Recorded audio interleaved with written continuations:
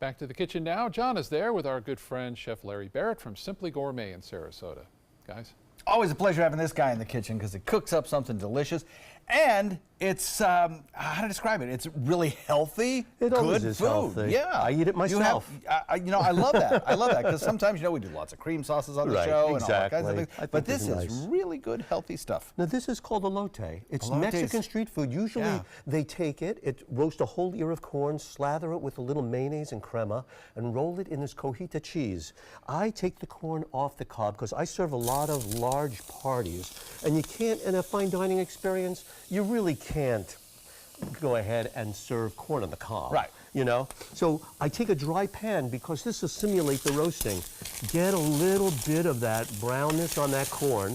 I'd let it go for a few extra minutes. This is raw corn? This is raw corn. Oh, so Let me show you the most important thing, though, and it's a really great technique. Taking the corn off the cob. This is what you always want to do when you're using your cutting board. Flat end of anything. When you cut an onion in half, always flat end down.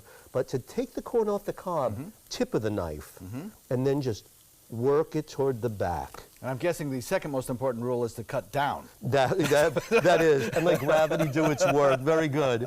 But if you took it and you just went like this, it's not that easy. This way, much easier. And we can just throw it right in there. If you're making a soup, a great thing to do, take the back of the knife and all that, it's called milk cream. And it's very nice to put in the soup. No kidding. Yeah, cool. And so we'll give this a little stir. You see it sticking, and that's great because then it's going to start browning a little bit. I'm going to add a little bit of onion, get those a little translucent, and some red pepper.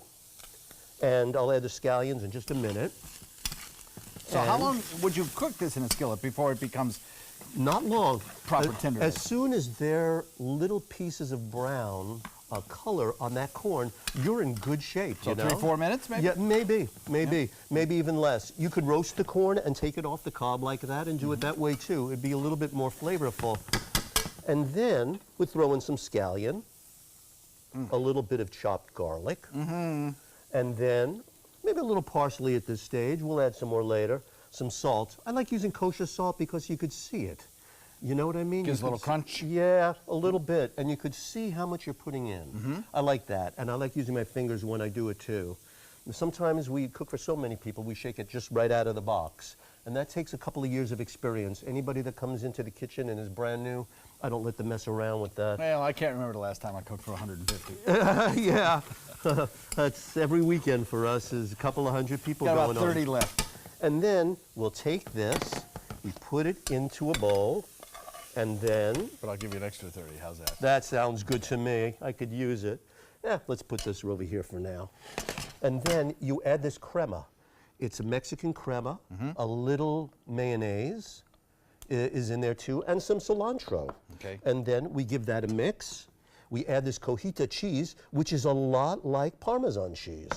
And then a couple of these grape tomatoes. Looks like you've got some red pepper there, or some chili pepper or something? Yes, that's some chili pepper, and that is the dish. And right while you there. stir that up and plate it, I'll remind everybody the recipe's on our website, mysuncoast.com. Click on the dining button. It'll take you right there with all your video instructions, and voila!